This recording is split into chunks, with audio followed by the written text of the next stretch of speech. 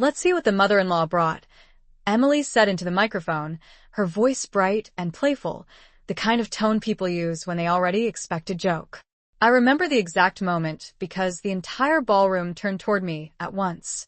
The chandeliers above the reception hall at the Fairmont Hotel cast warm light across the tables, glinting off crystal glasses and polished silverware, and for a second I could hear nothing but the quiet rustle of guests shifting in their chairs. My name is Margaret Whitmore. I'm 68 years old, and that night was my son Daniel's wedding. I had spent the morning carefully wrapping the small ivory envelope that now rested in Emily's hand. Compared to the towering gift boxes from her relatives, it looked almost embarrassingly simple.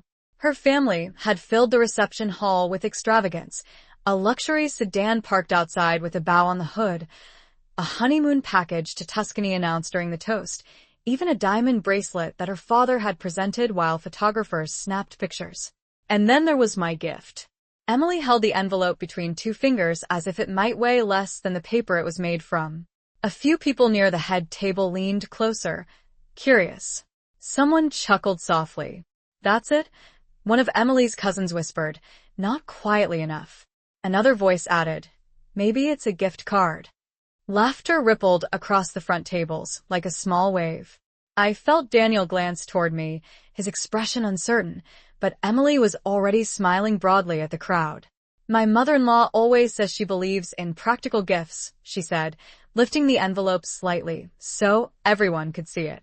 "So, let's find out how practical this is." A few guests clapped lightly, amused by the moment. I sat perfectly still in my chair, my hands folded over my lap, watching the scene unfold the way one watches rain begin against a window. I had chosen a navy dress for the occasion, one my late husband Robert used to say made me look elegant without trying too hard. As the laughter faded into curious murmurs, I stood slowly and spoke in a calm voice that carried farther than I expected. "Before you open that," I said gently, "there's someone who needs to say a few words." The room quieted again, though the smiles hadn't quite disappeared. Emily tilted her head, puzzled but still amused. "Oh," she said. "And who would that be?" That was when a man near the back of the room rose from his chair. He adjusted the sleeve of his gray suit and began walking toward the front, his steps measured and confident. A few guests turned to look at him, uncertain whether this was part of the program or an unexpected interruption. I recognized the familiar leather briefcase in his hand before he even reached the stage. Jonathan Reed had been my family's attorney for nearly 20 years. When he reached the table beside Emily, he gave me a small nod of acknowledgement, then faced the crowd. "Good evening," he said calmly. "Mrs. Whitmore asked me to be present tonight for the opening of that envelope." The laughter in the room faded completely, replaced by a stillness that felt suddenly heavier than the music that had been playing moments earlier. For a few seconds, no one spoke. The soft music from the string quartet continued somewhere near the dance floor, but it sounded distant now, almost like it belonged to another room. Emily still held the envelope between her fingers, though her confident smile had faded slightly as she looked from Jonathan Reed to me, and then back again. Daniel shifted beside her, confusion spreading across his face, as if he had suddenly realized the evening was moving in a direction he did not fully understand. Jonathan placed his leather briefcase carefully on the edge of the table and opened it with slow, deliberate movements. The metal clasp clicked softly, a small sound that somehow echoed through the quiet ballroom. Several guests leaned forward in their seats. Others whispered quietly to each other, trying to piece together what was happening. Emily laughed lightly, though the sound felt thinner now. She glanced at the crowd as if trying to recover the playful atmosphere from a moment ago. "Well," she said with a small shrug, "this is unexpected. I did not realize the envelope came with the presentation." A few people chuckled politely, but the laughter did not spread the way it had earlier. Jonathan looked at her calmly, his expression professional and measured. "This will not take long," he said. "Mrs. Whitmore simply asked that I be present when the contents of that envelope were opened." Emily tapped the edge of the envelope against the table, as if deciding whether to continue the game or stop it entirely. Her mother, seated 2 chairs away, leaned toward her and whispered something that made Emily straighten her shoulders again. "All right," Emily said finally, raising the envelope slightly so the guests at nearby tables could see it. "Let us see what my mother-in-law prepared." I watched quietly from my seat. The crystal glass in front of me reflected the golden light from the chandelier, and I noticed how steady my hands remained as they rested on the tablecloth. Years earlier, I might have felt the weight of every whisper in that room. But time has a way of changing how a person carries embarrassment. Sometimes it turns it into patience. Emily slid one finger under the seal and opened the envelope. The thin paper tore softly as she pulled out a folded document. Her expression shifted almost immediately. "This is not a card," she said, sounding puzzled. She unfolded the paper once, then again, the crisp sound of the pages echoing in the quiet room. Daniel leaned closer to read over her shoulder. His brow tightened slightly as he scanned the first lines. "What is it?" someone asked from the nearby table. Emily did not answer right away. Instead, she looked toward Jonathan Reed. "I do not understand," she said slowly. Jonathan closed his briefcase and stepped beside her, his voice calm but clear enough for the room to hear. "What you are holding," he explained, "is a legal document prepared earlier this week at the request of Mrs. Margaret Whitmore." The murmurs in the room grew louder. Emily stared at the page again, her earlier amusement gone completely now. Daniel read a little further and then looked across the table toward me with a mixture of surprise and disbelief. Jonathan gestured gently toward the document in Emily's hands. "If you would like," he said, "I can explain exactly what that gift represents." Emily looked from Jonathan Reed to the document again, as if the words might rearrange themselves into something more ordinary if she stared long enough. Daniel gently took the paper from her hands and read the first paragraph carefully, his lips moving slightly as he followed each line. The room remained very quiet now, the earlier laughter replaced by a tense curiosity that seemed to settle over every table in the ballroom. Someone near the back cleared their throat, but no one spoke loudly enough to break the silence. Jonathan stood beside the head table with the calm patience of a man who had delivered difficult news many times before. "Perhaps it would help if I explained," he said in a steady voice. Daniel lifted his eyes toward him slowly, still holding the document. "Yes," he said, sounding uncertain. "Please do." Jonathan nodded once and turned slightly so that his voice carried across the room. "This document is a property transfer agreement prepared earlier this week," he said. "It concerns a residential property located on Lake Harrison, approximately 60 miles north of the city." A ripple of surprise moved through the guests. Lake Harrison was well known throughout the region, a place where waterfront homes were rarely listed for less than several $1,000,000. Daniel glanced down again at the paper, his brow tightening as he read further. Emily leaned closer to him, trying to follow the lines he had already seen. "Wait," she said quietly. "That cannot be right." Jonathan continued calmly. "The property in question is a 3,000 square foot lake house with 2 acres of private shoreline. It has been owned by Mrs. Margaret Whitmore for the past 11 years. A few people in the room murmured in surprise. I had never spoken about the lake house publicly. Most of the guests had never even heard of it. Emily looked up at me then, her earlier confidence completely gone. "You own a house on Lake Harrison?" she asked, her voice caught somewhere between disbelief and confusion. I simply met her gaze without answering. Jonathan continued speaking before the room could fill with speculation. According to this agreement, Mrs. Whitmore intended to transfer full ownership of that property as a wedding gift to Daniel and Emily Whitmore. The effect of those words was immediate. Several guests gasped softly. Someone near the window said, "That place must be worth a fortune." Daniel slowly lowered the document, his face pale with surprise. Emily blinked rapidly, trying to process what she had just heard. "You're saying," she began slowly, "that this envelope contains the deed to a lake house?" Jonathan inclined his head slightly. "Yes. The estimated market value of the property is currently $3,200,000. The number seemed to float through the ballroom like a stone dropped into still water. For a long moment no one moved. The same people who had laughed minutes earlier now stared at the document, as if it were something fragile and impossible. Emily looked again at the envelope in her hand, then toward me across the table. Her expression had changed completely now. The amusement was gone. In its place was something much quieter and far more uncertain.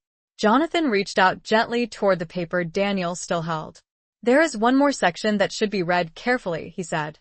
Daniel held the document carefully as if the paper itself had suddenly become much heavier than before. The murmurs around the ballroom grew softer again as guests leaned closer, waiting to hear what Jonathan Reed meant by his final remark. Emily looked from Daniel to Jonathan with growing tension in her expression. Only a few minutes earlier, she had been smiling confidently in front of everyone, holding up the envelope like a joke meant for entertainment. Now the same envelope rested on the table between them like something fragile and unpredictable. Jonathan adjusted the edge of the document slightly and spoke in the same calm voice that had already changed the mood of the entire evening. "The property transfer was prepared with one additional clause," he said. Daniel looked up immediately. "What kind of clause?" Jonathan nodded toward the second page in Daniel's hand. "If you continue reading the next paragraph, you'll see the condition that Mrs. Whitmore included when she signed the agreement." Daniel unfolded the remaining page slowly and read the lines in silence. The room waited. Even the musicians near the dance floor had stopped playing without anyone asking them to. The quiet felt deeper now, almost thoughtful. Emily leaned closer to Daniel, her voice barely above a whisper. "What does it say?" Daniel read the paragraph once, then again, as if he needed to be certain he understood it correctly. Finally, he lowered the page slightly and looked across the table toward me. His voice sounded careful and uncertain. "It says the transfer becomes permanent only if the gift is received with respect and gratitude." A few guests exchanged puzzled glances. Emily frowned. "That sounds normal," she said quickly. "Most gifts come with gratitude." Jonathan gave a small nod. "Yes, that is correct," he said. "However, the clause continues."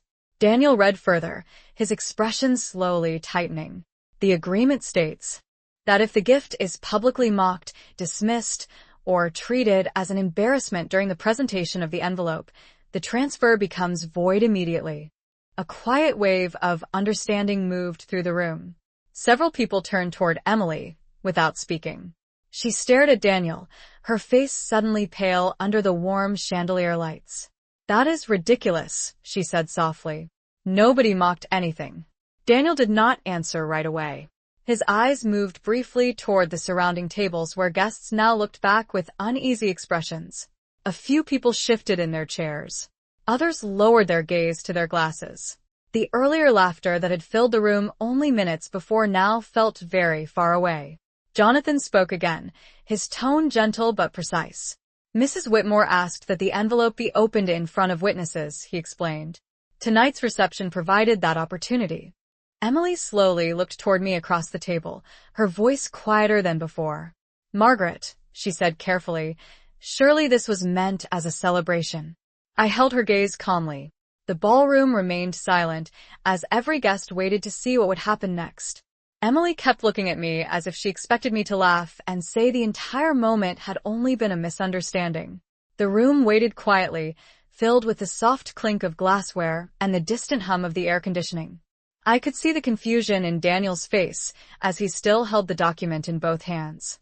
He looked back down at the paragraph again, reading it more carefully this time, as though the words might change if he gave them another chance. Emily shifted in her chair and forced a small smile that did not quite reach her eyes. "Margaret," she said gently, trying to sound casual, "you know people were only joking earlier. Weddings are emotional events. Everyone gets a little carried away." A few people nodded nervously at nearby tables, but no one spoke. Jonathan Reed remained beside the table, silent and composed, his hands resting lightly on the edge of his briefcase. Daniel slowly lowered the paper and looked at me again. "Mom," he said quietly, "I do not think anyone meant any harm." His voice was careful, the way people speak when they are trying to repair something that is already cracked. I studied his face for a moment, remembering the little boy who used to run across the backyard, with a fishing pole nearly taller than he was. Time changes many things, but some expressions remain familiar. I finally spoke, my voice calm and even. "Daniel, I never doubted that you would accept any gift with kindness. My eyes moved briefly toward Emily and then back to him. But the agreement was written to reflect what happened in the room when the envelope was presented. Emily's smile faded completely now. She looked toward the surrounding tables and then back at Jonathan Reed. "Are you seriously saying the house is no longer part of the gift because of a few jokes?" she asked, her voice tightening slightly. Jonathan answered with the same steady professionalism he had shown all evening. "The document does not use the word jokes," he said. "It specifies public mockery or dismissal of the gift before it was opened." A quiet murmur passed through the room as people remembered the laughter from earlier. Emily's mother shifted in her chair and looked down at her napkin. Daniel slowly exhaled and placed the document back on the table. "Mom," he said again, softer now, "that house would have meant a lot to us." I nodded gently. "That is exactly why I prepared the gift in the first place." The words hung in the air for a moment. Then I added, just as calmly, "But a home is something you give to family, not to an audience that finds it amusing." No one laughed this time. The guests who had once leaned forward to enjoy the spectacle now sat very still, watching the quiet space between the newlyweds and the woman who had just taken back a $3 million wedding gift without raising her voice. The silence that followed my words did not feel uncomfortable to me. In fact, it felt honest, the kind of quiet that arrives when people suddenly realize that something important has already happened and cannot be undone. Daniel rested both hands on the table, staring at the document as though it might explain how the evening had taken such an unexpected turn. Emily sat very still beside him, her posture straight but tense, her eyes moving briefly around the ballroom as if searching for someone who might step in and change the direction of the moment. No one did. At the nearby tables, guests spoke only in soft whispers, careful not to interrupt what had become the center of the entire reception. Jonathan Reed closed the folder containing the legal papers and placed it gently back inside his briefcase. The quiet click of the clasp sounded far louder than it actually was. Daniel finally looked up again. "Mom," he said slowly, "is there any way the agreement could still be reconsidered?" His voice carried a mixture of hope and uncertainty, the way someone speaks when they are not entirely sure they deserve the answer they are asking for. I studied his face for a moment before responding. "The agreement was written very clearly," I said. "The intention was never to embarrass anyone. It was simply meant to ensure that the gift was welcomed with the same spirit in which it was given." Emily leaned forward then, her hands clasped together on the table. "Margaret, if anything that was said earlier sounded disrespectful, I apologize," she said quickly. "Everyone was just enjoying the moment. It was not meant to offend you." Her voice was softer now, but the careful choice of words revealed how quickly the tone of the evening had shifted. Around us, the chandeliers continued to glow warmly above the reception hall, illuminating the elegant decorations that had filled the room with celebration only an hour earlier. Daniel rubbed his forehead thoughtfully and then looked at me again. "You really plan to give us the house tonight?" he asked. I nodded once. "Your father and I bought it after you left for college," I said calmly. "He always imagined that one day it would belong to the next chapter of the family." For a moment, Daniel said nothing. The memory of his father seemed to settle over him like a quiet shadow. Emily lowered her gaze to the tablecloth, tracing the pattern of the embroidery with one fingertip. Jonathan Reed spoke again, his voice measured but not unkind. "The clause was written specifically to protect Mrs. Whitmore from being placed in an uncomfortable situation during the presentation of the gift," he explained. "Unfortunately, the condition was triggered before the document was fully opened." The words were simple, but their meaning filled the room with a kind of finality that no one could ignore. Daniel leaned back slowly in his chair and looked out across the ballroom where guests now avoided meeting his eyes. I remained seated where I was, my hands folded calmly in my lap, aware that the evening had quietly transformed from a moment of celebration into something far more revealing about the people gathered in that room. The ballroom remained unusually quiet after Jonathan Reed finished speaking, as if the entire room had paused to reconsider the events of the past few minutes. Daniel sat motionless, his eyes still resting on the document that had once promised him a lake house and now represented something entirely different. Emily shifted in her chair and finally reached for her glass of water, though her hand trembled slightly as she lifted it. Across the room, several guests quietly turned their attention back to their plates, unsure whether they should pretend the moment had passed or continue watching the scene unfold. I remained seated calmly, observing the room with the patience that comes from many years of learning when silence speaks louder than arguments. Daniel eventually looked back toward me again. The confusion in his face had softened into something more thoughtful now, something that looked almost like understanding. "Mom," he said slowly, "I think I understand what you were trying to do." His voice carried a quiet sincerity that had not been there earlier. Emily turned toward him immediately. "Daniel," she said quietly, "surely this can still be explained." He did not answer her right away. Instead, he glanced toward Jonathan Reed, and then back to me. "The clause was there for a reason," he said carefully. Emily pressed her lips together, clearly struggling to recover the confident tone she had used earlier in the evening. "It was a misunderstanding," she said again, though this time the words sounded less certain. Jonathan Reed stood quietly beside the table, offering no additional commentary. His role in the evening had already been fulfilled. Daniel finally placed the document back on the table and leaned back slightly in his chair. The movement was small but noticeable. It felt like the moment when someone finally stops trying to change the past and begins to accept it. He looked at me again, his expression calmer now. "You always told me that a home should be a place where people respect each other," he said. I nodded once. "Your father believed the same thing." The mention of Robert Whitmore seemed to settle something inside Daniel.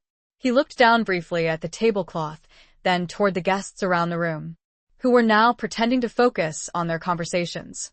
Emily followed his gaze and seemed to realize that the attention of the entire ballroom had quietly shifted from amusement to reflection. A few minutes earlier, the envelope had been a source of laughter. Now it had become something much heavier. Daniel turned back toward me. "The house was not the real lesson tonight, was it?" he asked softly. I met his eyes and allowed a small smile to appear. "No," I said calmly. "It never was." For a moment, neither of us spoke. The reception hall slowly began to regain its normal sounds as conversations resumed and glasses clinked gently against the tables. But the atmosphere had changed. Something important had already been revealed, not through anger or raised voices, but through a quiet moment that had shown everyone in that room exactly what respect looks like when it is given and what it costs when it is not. For a few minutes, the reception slowly began to return to its usual rhythm. Waiters moved quietly between the tables again, refilling glasses and collecting empty plates. The musicians near the dance floor resumed, playing a gentle melody that floated across the room like a careful attempt to restore the evening's celebration. Yet the mood had changed in a way that could not be undone. The laughter that once filled the ballroom had softened into quieter conversations, and every so often someone would glance toward the head table before quickly looking away again. Daniel sat with his hands folded in front of him, no longer studying the document, but thinking about something deeper than the property it described. Emily remained beside him, though the confidence she had carried earlier in the evening had faded into a kind of uneasy silence. She finally spoke again after several moments, her voice more measured than before. "Margaret," she said slowly, "I hope you know that no one wanted to hurt you tonight." I looked at her calmly. The chandeliers reflected softly across the polished floor as couples began to gather near the dance area again. "Intentions are often difficult to measure," I replied gently, "but respect is usually very easy to recognize." Emily lowered her gaze toward the table, tracing the rim of her glass with one finger. Daniel glanced toward her, and then back at me. "Mom," he said quietly, "if things had gone differently earlier, if the envelope had simply been opened without all the attention, would the house truly have been ours?" I nodded once. "Yes," I answered. "Your father believed that gifts should be given freely, but they should also be received with appreciation." The memory of Robert Whitmore seemed to linger in the air between us. Daniel slowly exhaled and looked out across the reception hall again. Some guests were now standing, speaking in quiet groups, though their conversations still carried a certain awareness of what had happened only minutes earlier. Jonathan Reed had stepped away from the table and now stood near one of the side walls, calmly speaking with a hotel manager while holding his briefcase at his side. Emily finally lifted her eyes again and looked directly at me. "Is there truly nothing that can change the agreement now?" she asked. Her voice was steady, but the question carried a weight that everyone nearby could hear. I considered the question for a moment before answering. "The agreement was written to reflect a very simple idea," I said. "A home is not just a piece of property. It is a place where people learn how to treat one another." Daniel listened carefully, his expression thoughtful. Emily remained quiet. I could see that she understood the meaning behind the words, even if she did not say so.